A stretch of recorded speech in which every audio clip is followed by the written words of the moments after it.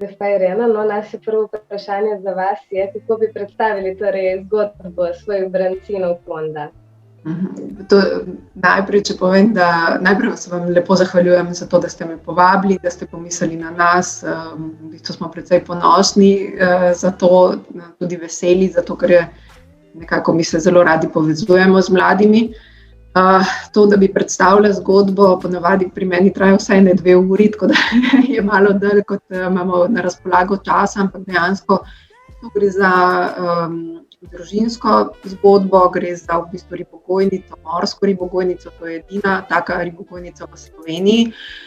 S tem, da nekako v merilu, ribogojnico, svetovnem merilu, če gledamo, smo mi zelo majhni, tako da jaz velikokrat rečem, da gre za ribji butik, bolj kot dejansko pravo neko veliko ribogojnico.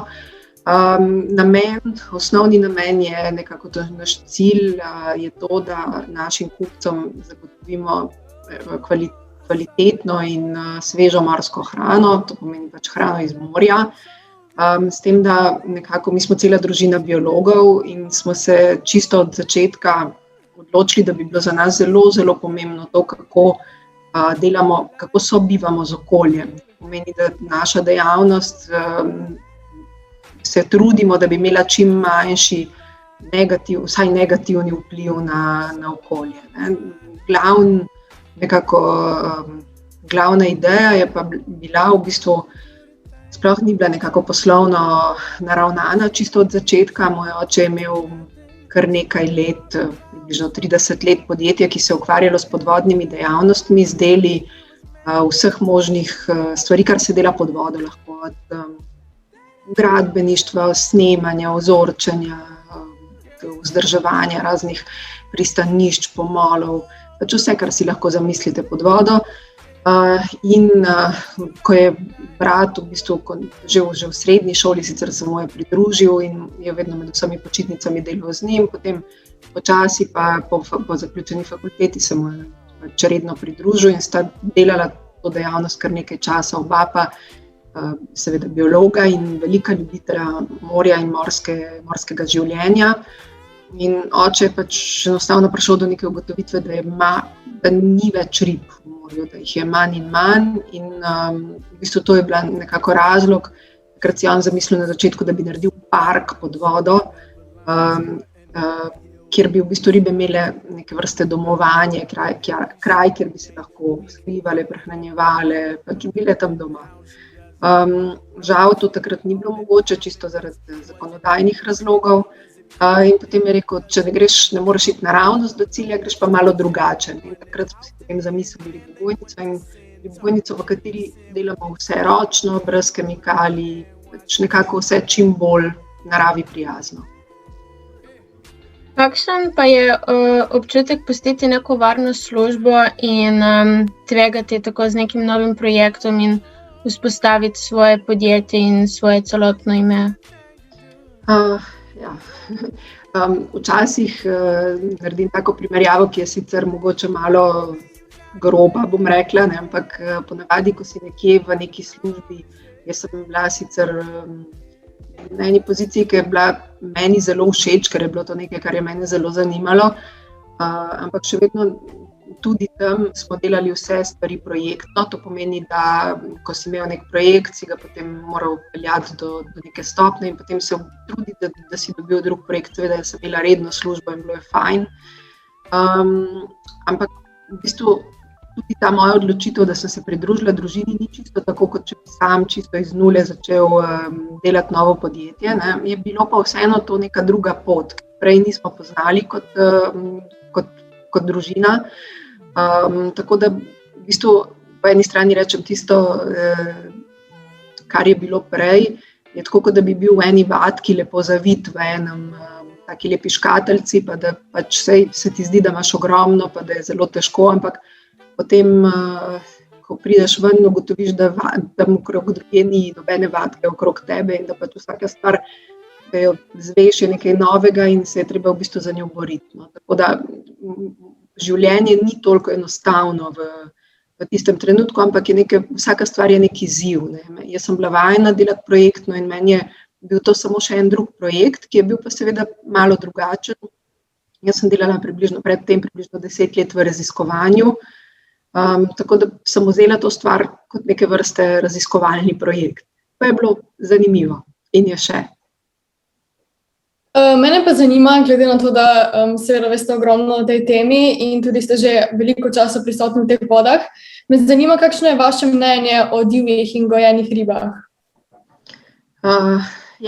Zdaj to je v bistvu, mi se moramo zavedati, da so pač naravni viri omejeni, ne? Ni jih zdaj, da bi ti rekel, da jih je neskončno, ne? Fajn bi bilo, če bi mi imeli na razpolago vedno divje ribe, ampak moramo potem za njih skrbeti. In jaz velikokrat povem nekako tako primerjavo, ki je malo lažje razumljiva. Recimo, če si predstavljate, da imamo eno jezero in v jezeru noter je 100 rib. Ne? In če mi tistih 100 rib ulovimo ven, koliko je še rib tam notri? Ne? Jih ni več. Ne? In zato moramo vedeti, da če mi hočemo vzdrževati neko populacijo, moramo potem vedeti, ok, smo imeli 100 rib, pa jih lahko vzamemo ven 20, pa bomo mogoče, če jih vzamemo 30, se mogoče že začne kaj rušiti. Tam moraš vedeti, kakšno je naravno ravnovesje. Pri morju, ki je tako veliko, pa nekako mi se vsi obnašamo malo mačehovsko. V bistvu nam se zdi, sej, če jih ne bomo mi tukaj ulovili, bodo šle pa i tako eno drugo morje, v drugo državo naprej, in to si seveda vsaka država misli. In zato je rib vedno manj. Mi vidimo tudi na kopnem, je veliko vrst že izginilo, tudi takih vrst, ki so recimo pri nas živele čisto v naravi, jih zdaj enostavno ni več. Ko greš v restauracijo, pa nam nekdo ponudi zrezek, ne, ali pa ne vem, nekaj reče, imam tak lep tibon, ne. Ampak noben od nas nikoli ne vpraša, je to od divje krave. Ne. To ni eno vprašanje, ki bi bilo, ker nam sploh ne pride niti na misel, ne, ali pa da bi rekli, je to divji piščanec. Ne. Pa vam pač zagotavljam, da je velika razlika med tem, kakšen bi bil divji piščanec, pa kakšen je tak, ki je gojen. Ne. Gre pa za to, da so določene slabosti, so pa določene prednosti. In med recimo slabosti lahko štejemo to, da je zelo pomembno, kakšna je ribogojnica, kakšen je način vzgoje. To lahko si predstavljate tako kot vse ostale vzgoje, ki jih imamo, če nekdo se zelo trudi, če dela dobro, če uporablja dobro hrano, če skrbi za svoje živali ali pa tudi za rastline, je to lahko čisto drugačen rezultat, kot če tega ne delaš na tak način. Torej, ribogojnice imamo lahko zelo različnih kvalitet. Problem pa je to, da so si ljudje nekako naredili nek standard in so rekli, zdaj vse, kar je gojeno, je slabo, ne. Ribogojstvo je zelo mlada dejavnost in nekako si mi še vedno vemo za tiste napake, mogoče vi ne, ampak recimo mi pa, ne, za tiste napake, ki so se začele v začetni fazi, ne, ko so ljudje rekli, piščanca se da gojiti, ne, pa dajmo še ribe, ne, in potem so uporabljali najprej krmo, ki je bila mogoče bistveno premočna za ribe, pa so potem ribe sicer malo hitreje rastle, ampak so bile zato bolj mastne, pa niso bile v bistvu niti malo podobne tiste, razen recimo izgled, ne, niso bile podobne tistim divjim. Zdaj, v zdajšnjem času, pa ljudje zelo veliko pozornost polagajo na kvaliteto.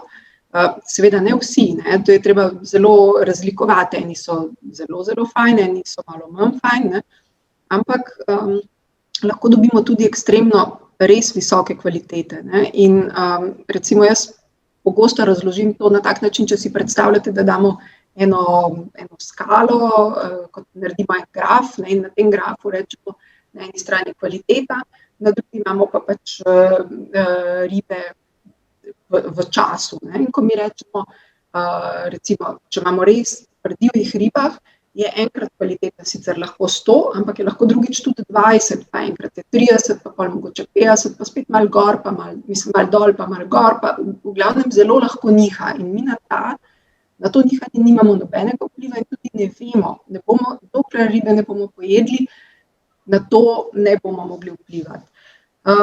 Pri gojeni ribi pa so pa ta nihanja sicer ampak so bistveno manjša. Torej, če imamo mi spet isto skalo, ne, imamo lahko, recimo pri eni ribogojnici, ki rečemo, to je pa res ni dobra riba, ne, bo kvaliteta vedno, recimo 40, nekje 30-40 in bo skakala čisto malo, taka majhna nihanja, ampak vedno bomo vedeli, nekje tam smo. Mi poznamo, odkot prihaja, poznamo poreklo in vemo, da je tam nekje.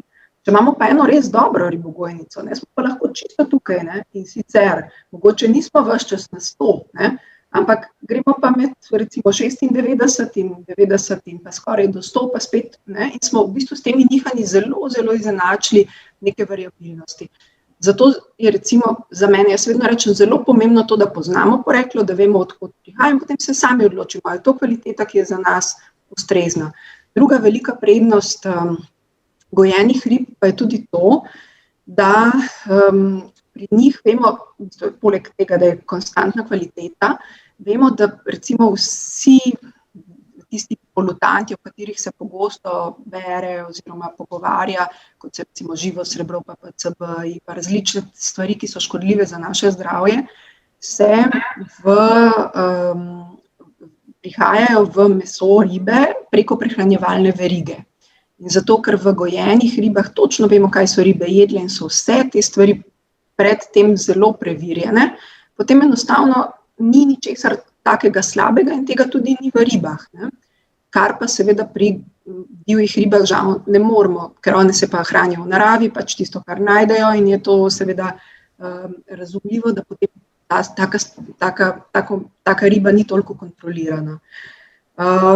Še druga stvar je taka, ki je tudi recimo prednost, je to, da mi lahko zelo dobro planiramo, kaj bomo delali v ribogojnici. Mi točno vemo, jutri rabimo toliko in toliko kil in toliko jih bomo ulovili. In dejansko bo potem naša stranka dobila res svežo ribo. Ne bo to enkrat, ko jih uloviš, pa potem se moraš potruditi, da jih prodaš ali pa jih mogoče ne prodaš.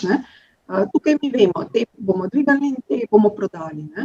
Tako da so določene prednosti, tako kot sem pa rekla, zelo je pomembno poreklo, odkot prihaja in potem, če se nekako prepričamo, da je to nekaj, kar nam ustreza, kar je dovolj dobra kvaliteta za nas, potem je to. Mislim pa, da je v bistvu zelo pomembno, jaz vem, da s tem to zahteva neko določeno energijo in vložek iz strani stranke, kupca, ker moraš v bistvu za vsako moraš iti pogledati za solato, pa za češnje, pa za jagode, pa reči, pa jajca moram vedeti, od so, pa ribe, kako bom, vse to je preveč. Ampak dejansko tukaj gre za naše zdravje. In če vložimo neko energijo, pa lahko dobimo tudi nek odnos, mi v naši pogojnici imamo vedno odprta vrata za naše stranke, če si nekdo želi priti pogledati, nas lahko pokliče in pride in bomo mu pokazali, v bistvu vse delamo redno oglede, naše ribogojnice, mi temu rečemo izobraževalni turizem. In dejansko lahko točno vidiš, kaj. Noben ti ne more reči, kadarkoli, nekdo pa kliče reči, če imamo mi čas, z veseljem vsakega sprejmemo. In marsikater proizvajalec ima na podoben način dela. Zdaj pa mene zanima, na kaj je potreba paziti v bistvu pri ribogojništvu? Na veliko stvari. Seveda, ena stvar, zavedati se moramo, da mi delamo z živimi živalmi. To pomeni, prvo je njihova varnost in v bistvu dobro počutje, zato ker jaz vedno rečem, vsi ostali so nekako odvisni sami od sebe. Recimo, če bi bil nekdo, ki bi bil naš sodelavec, pa ne bi bil zadovoljen z nami, če mu ni prav, lahko gre. Naše ribe ne morajo iti, zato je treba za njih najprej poskrbeti. Pomeni, za njih moramo paziti, da dejansko se probamo odločiti tako, da delamo z njimi najlepše, kar lahko. Drugi seveda takoj zatem so pa naši sodelavci. Pomeni, oni, ki v bistvu z nami soustvarjajo tisto, kar delamo, brez njih ne gre, brez nas, brez ljudi, bi se tako reklo. Seveda pa tisti glavni problemi, ki jih pa mi imamo, so pa vreme, pa potencialne kakšne določene bolezni, trg, zato ker prej smo se pogovarjali o konkurenci, ko naenkrat kdo, ki je zelo velik, vstopi v naš trg z nekonkurenčnimi cenami, ki so bistveno pod proizvodno našo, to se nam v bistvu precej zatresejo tla pod nogami. In seveda recimo tudi take situacije, kot je zdaj COVID, ko recimo je bilo treba praktično obrniti vse skoraj na glavo, da lahko še naprej delamo. Zato, ker seveda večina naših strank, to so bile restauracije, so zaprte.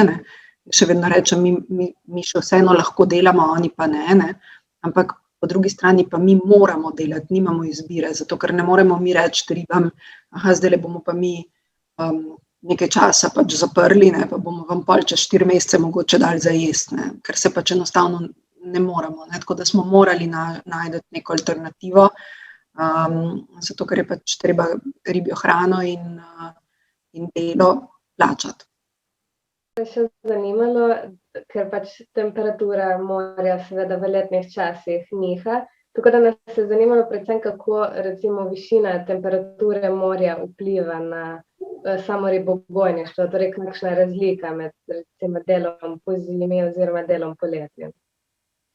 Velika, to je v bistvu ena izmed glavnih dejavnikov, ki vplivajo na naše delo. Ribe so hladnokrvni organizmi, kar pomeni, da njihova presnova je odvisna od temperature okolja, to pomeni od zunanjosti, od morja, ne.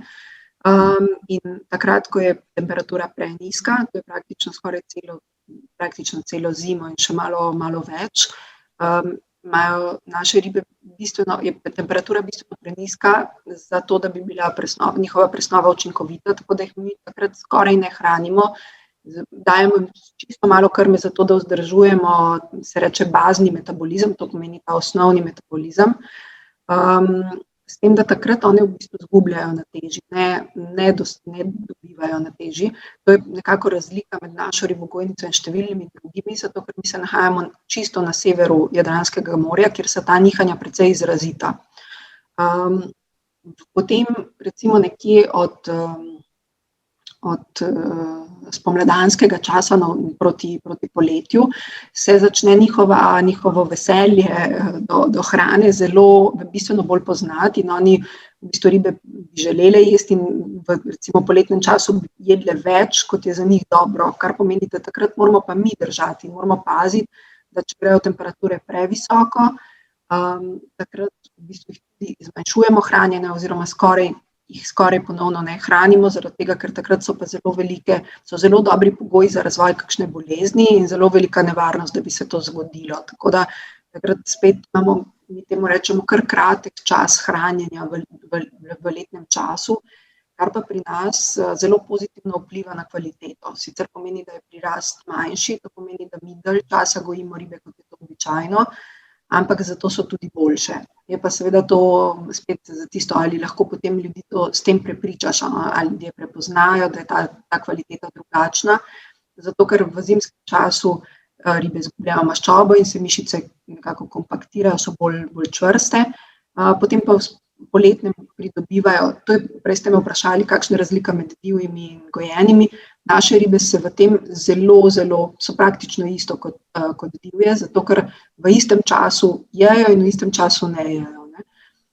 Če si predstavljate, pri nas rabimo, da pridemo nekje do približno 400 gramov v povprečju, rabi naša ribica, ko je čisto majhna takole, pa do te prodajne teže nekje od 4 do 5 let. To velja za brancina, orada malo manj.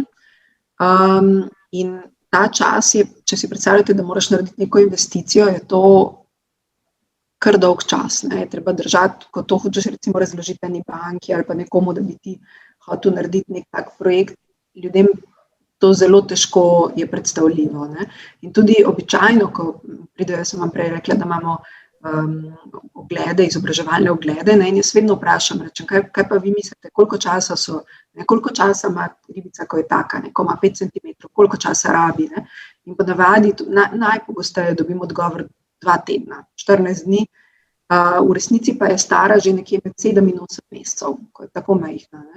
In potem, če si recimo predstavljamo, da piščanec zraste bistveno, da recimo od jajca do piščanca, ki ga lahko kupimo, je zdaj v najhitrejši so recimo nekaj čez 40 dni, potem ljudje nimajo te predstave. In ko jih jaz vprašam, kaj misliš, koliko je riba stara, se začne 3 mesece, 6 mesecev, zelo redko kdaj kdo reče več. In to je tisto, kar je v bistvu problem, ker če se zavedaš, da je nekdo delal 4-5 let za to, da jim je vsak dan dajal za jesti, vsak dan šel kontrolirati vse, pa spregledovati mreže, potem tudi lažje sprejmeš to, da lahko nekaj stane več, da je dejansko cena za pridelavo toliko večja.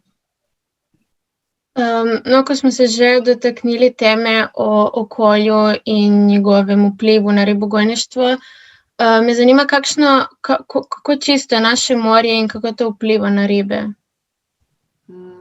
Naše morje je, kljub temu, da si mi pogosto tako predstavljamo, rečemo, to je naša mala luža, ne, ampak dejansko je zelo čisto.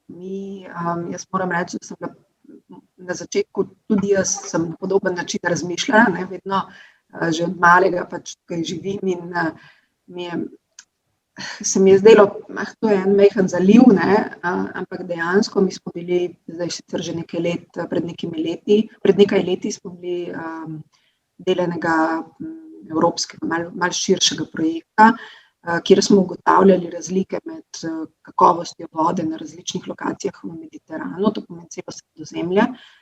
In smo dejansko takrat bili postavljeni kot res ena izmed najboljših, v bistvu smo bili na drugem mestu kot najboljša lokacija. Kot če bi mene vprašal predhodno, ko sem gledala, kakšne lokacije so bile izbrane, kot je Sardinija zraven, pa taki rajski predeli pač obali v sosednjih državah, ne, se mi je zdelo, nemogoče, ne, ampak dejansko barva našega morja, mi si vsi predstavljamo, da je morje zelo čisto, če je tako kristalno modro, turkizno, ne, to so vedno tiste tropske otoke, ne, imamo v mislih, ne.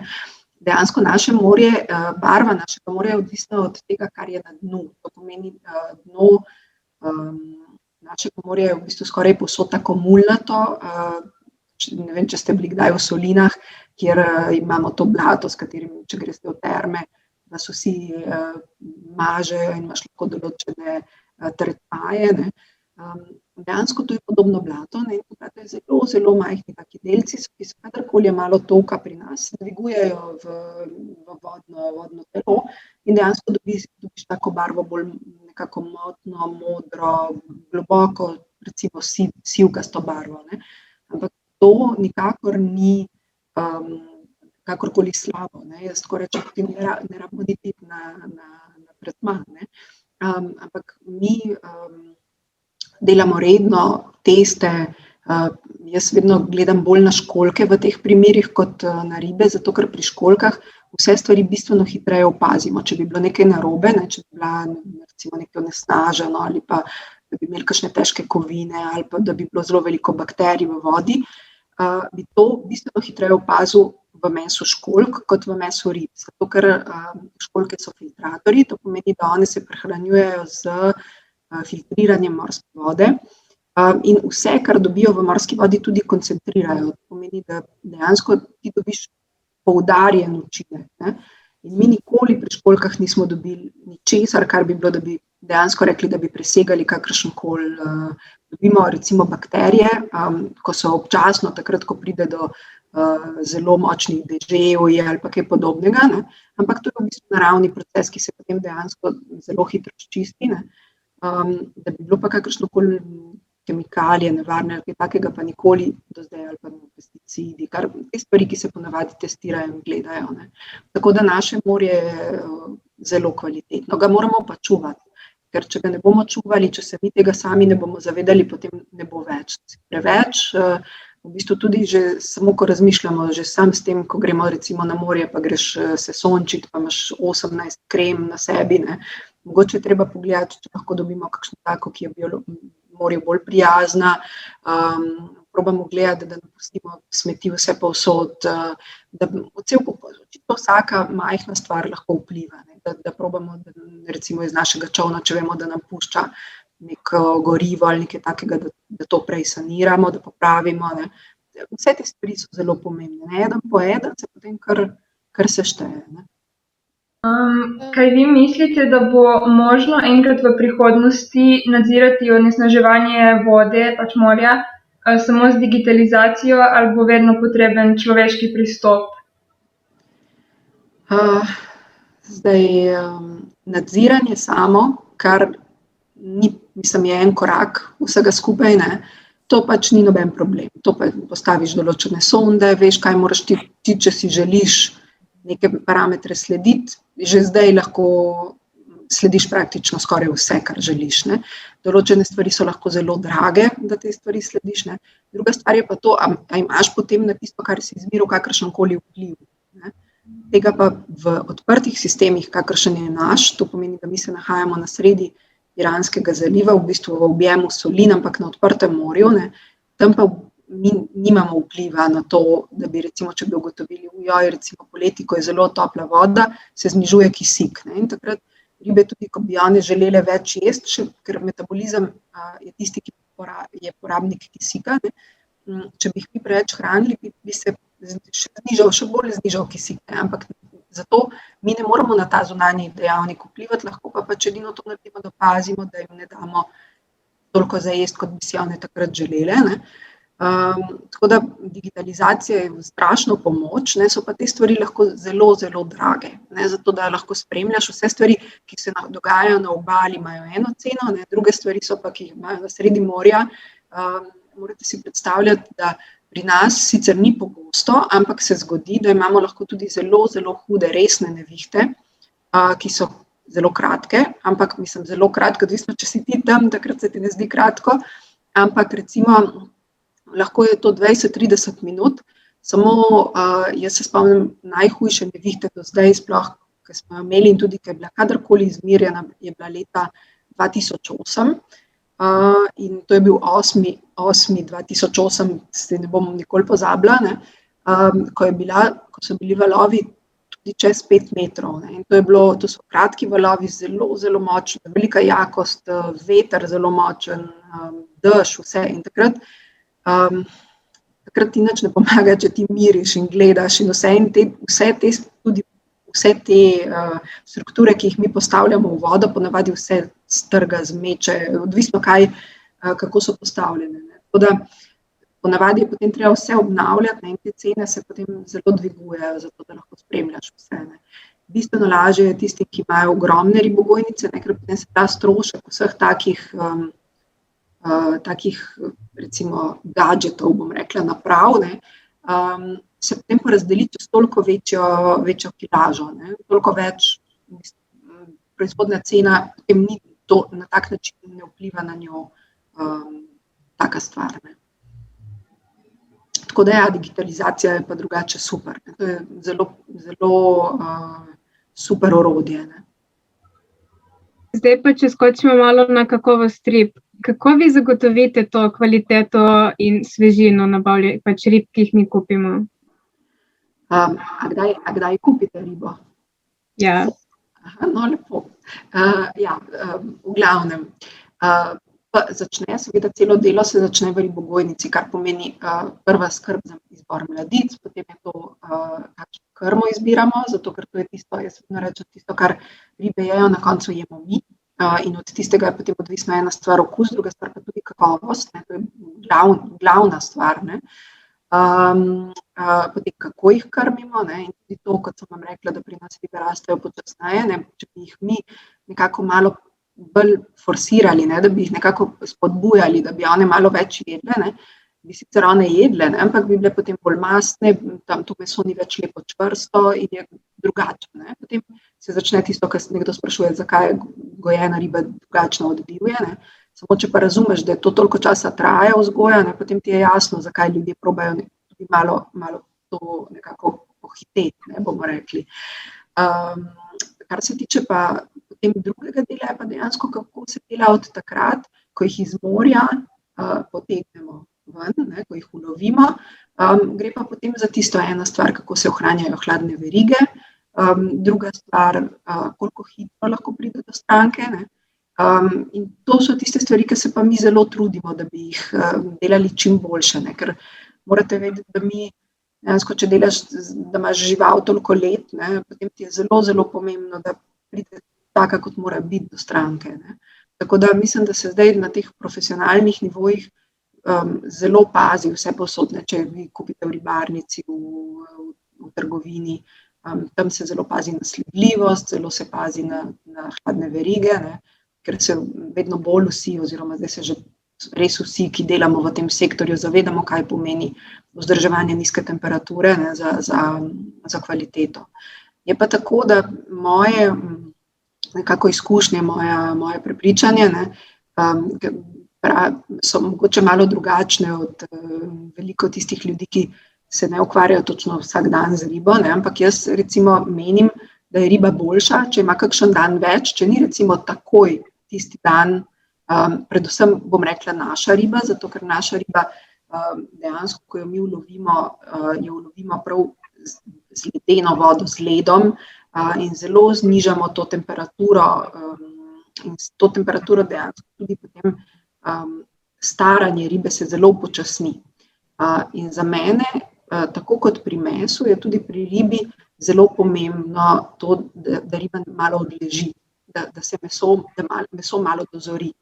In jaz vedno rečem, da naša riba je najboljša, ko ima 2 do 3 dni, ni tisto, da bi rekel takoj po izlovu. In pogosto ljudje, ker so navajeni na drugačen, ker velikokrat ko priješ v ribarnico, te vedno prva stvar, ki je sveža, in vsi rečejo sveža.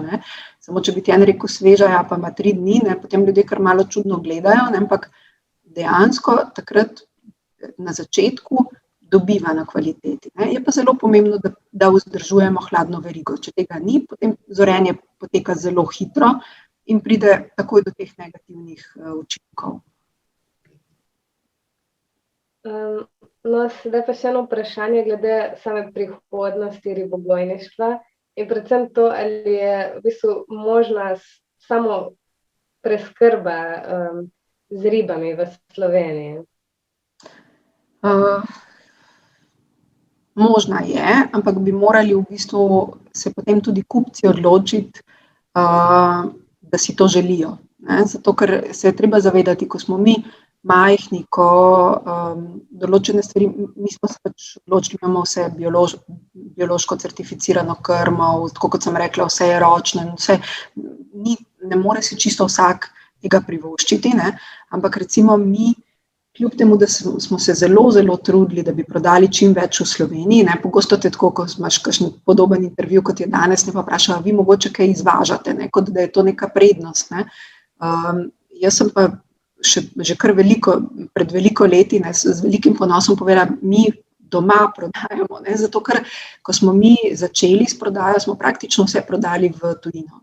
96% naše pridelave šlo direktno v tujino. Italija, Avstrija in potem smo s trudom, ampak z velikim trudom dosegli to, da smo začeli prodajati več doma. S tem, da smo delali veliko na tem, da smo razlagali o tem, kako delamo, da smo naredili blagovno znamko, da so ljudje lahko skoraj vsak dan pri nas. Veliko stvari smo v to vložili in za nas, kot sem vam povedala, da smo mi biologi, je bila ta kratka veriga zelo pomembna, recimo rečemo od vil do vilice. Mi nimamo vil, ampak recimo od valov do vilice, od naših mrež. In seveda to, če bomo imeli kupce in če bodo pripravljeni to stvar kupiti, bomo tudi mi imeli večji interes, da lahko rastemo, ampak tudi se bo pojavil, ki si bo želel. Zdaj določeni prostorski načrti za morje se predvidevajo, kjer se bodo dale lahko tudi dodatne kapacitete, če se bo pokazal interes. Je pa dejansko dejstvo, da mi smo edina morska ribogojnica v Sloveniji in da prav vse stvari niso, nočem reči grdo, ampak ni prav enostavno kakšno stvar spraviti naprej, zato ker vsak reče, ja, se to vi samo za vas hočete, pa se noben ne zaveda, da če mi nekaj za nas hočemo to za cel sektor, ker smo sami. Ker pogosto, ko je recimo več proizvajalcev, če rečeš proizvajalci jabolk, ni samo eden v Sloveniji ali pa recimo vina. In vinarji so zato, ker jih je veliko in imajo združenja, močnejši in lahko drugače lobirajo, lahko se drugače pogovarjajo in nekako komunicirajo z tistimi, ki zakone in pravila postavljajo.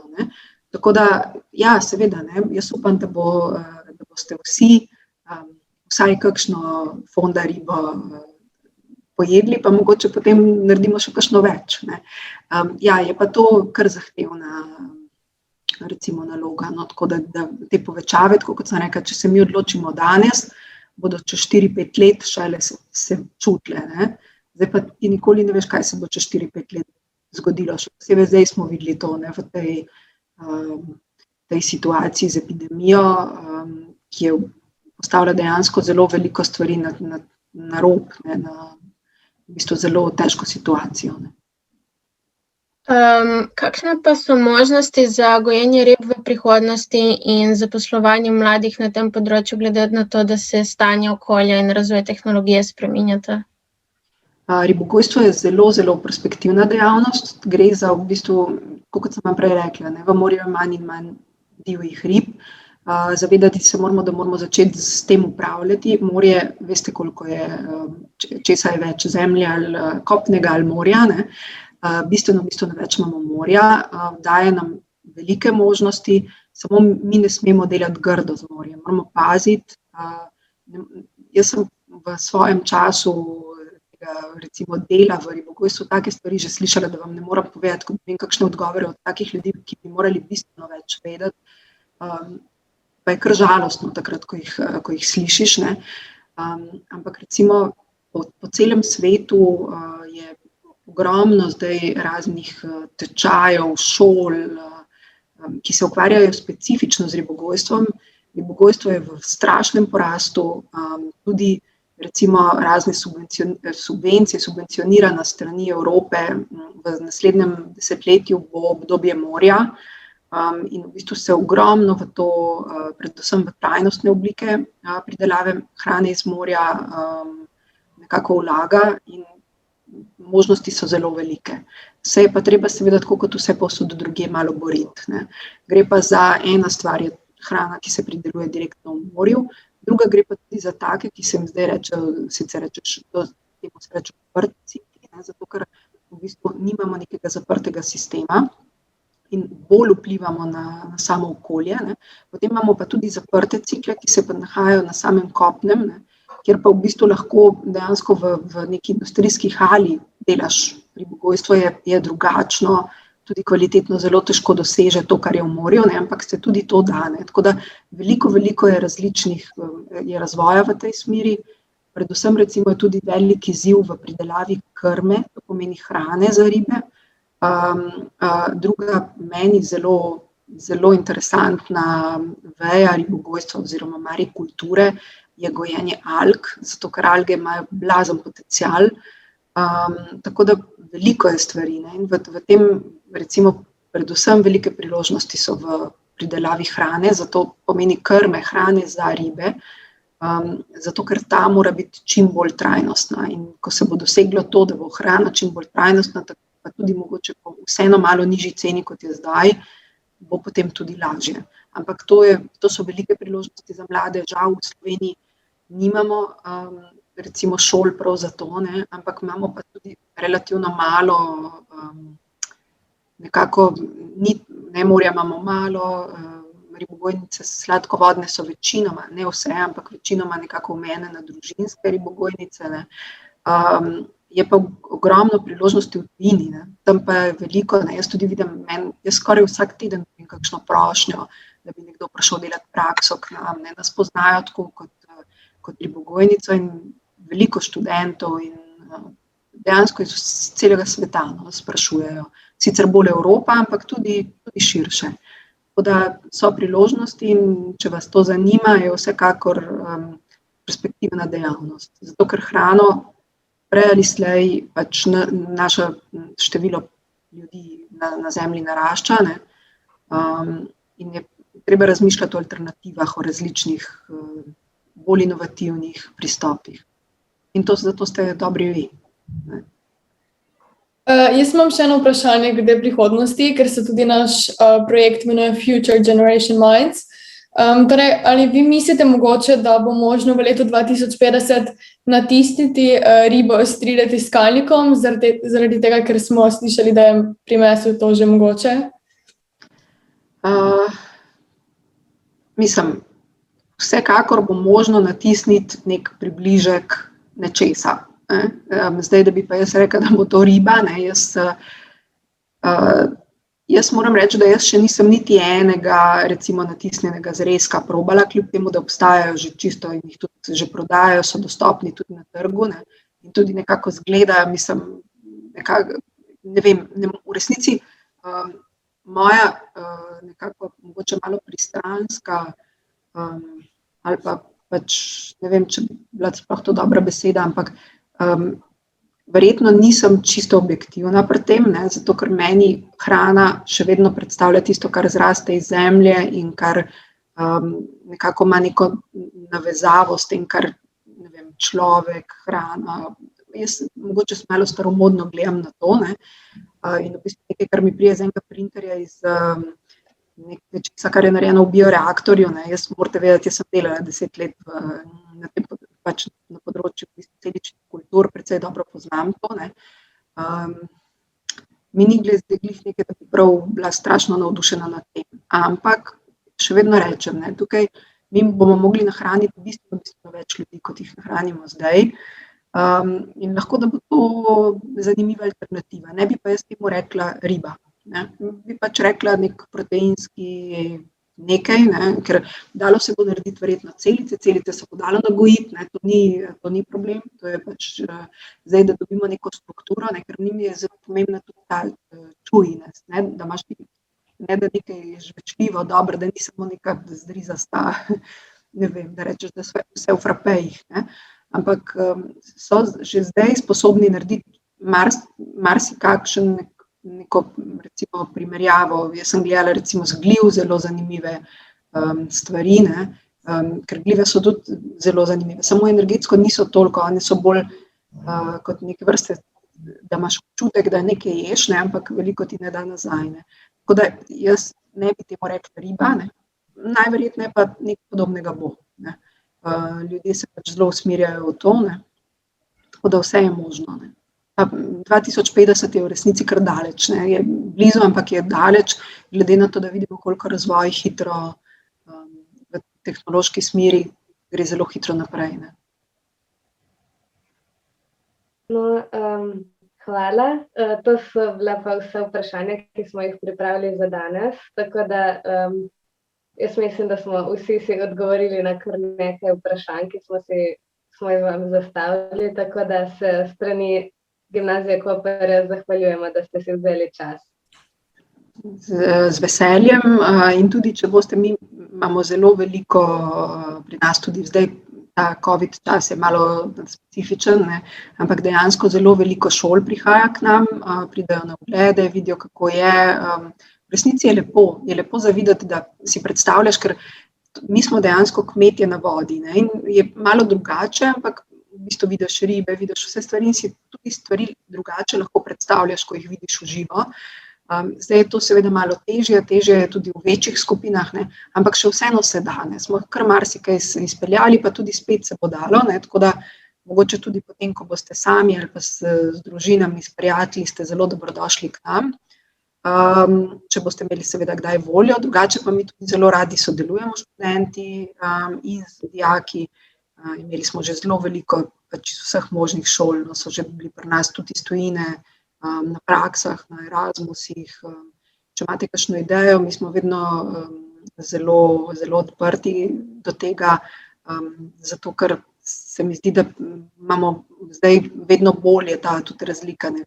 Jaz sem nekako ta marketinški del mogoče malo bolj gledam malo drugače, kot da zdaj gledate vi, ki ste še bolj računalniško nekako bolj vse znate, no, tako.